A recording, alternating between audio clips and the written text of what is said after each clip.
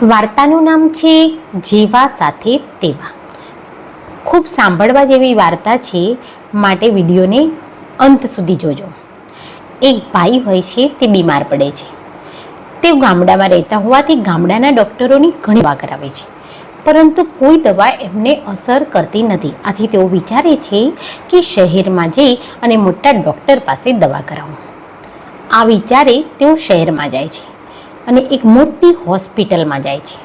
હોસ્પિટલમાં જઈ અને સૌથી પહેલાં રિસેપ્શન કાઉન્ટર હોય છે, ત્યાં તેઓ થોડીક પૂછપરછ કરે છે.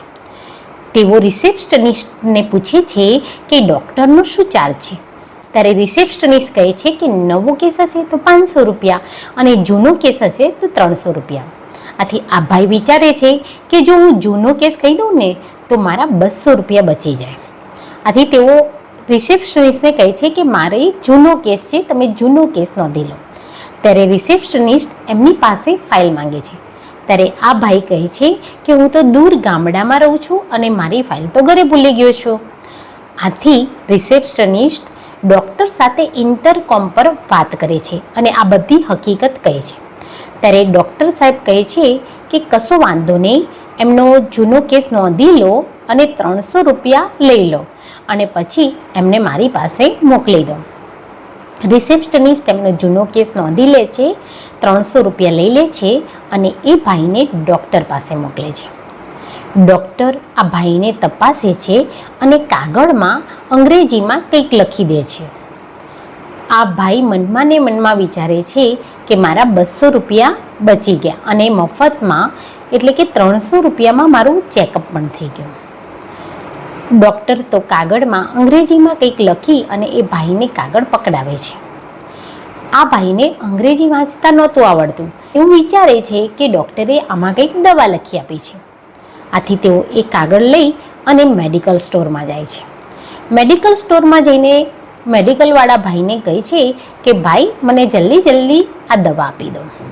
ત્યારે મેડિકલ સ્ટોરવાળા હસે છે અને કહે છે કે ભાઈ આમાં કોઈ દવાનું નામ નથી લખ્યું, આમાં તો એવું લખ્યું છે કે તમારી જૂની દવા ચાલુ રાખવી. આથી આ ભાઈને ખૂબ આઘાત લાગે છે.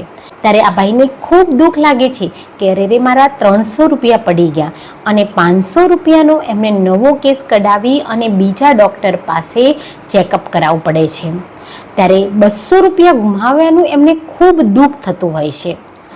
તો કુદરતનો ન્યાય પણ અનેરો છે ને. જ્યારે તમે કોઈના 200 રૂપિયા પડાવવાની વાત કરો છો ને, ત્યારે તમારા 300 રૂપિયા છીનવાઈ જાય છે. એટલે કહેવાનો મતલબ કે હંમેશા જે પણ કામ કરવું હોય ને એ પ્રામાણિકતાથી કરવું, ક્યારેય જૂઠનો સહારો ન લેવો. કારણ કે તમે જે કોઈનું પણ છીનવી લેવાનું વિચારશો તો કુદરત તમારા પાસેથી થોડુંક વધારે જ છીનવશે. માટે ખૂબ વિચારજો કે આ વાર્તા ખરેખર આપણને શું શીખવાડે છે. અને આ વાર્તા જો તમને ગમી હોય, વિડીયો તમને ગમ્યો હોય તો વિડીયોને લાઈક કરી દેજો, ચેનલને સબસ્ક્રાઈબ કરી દેજો.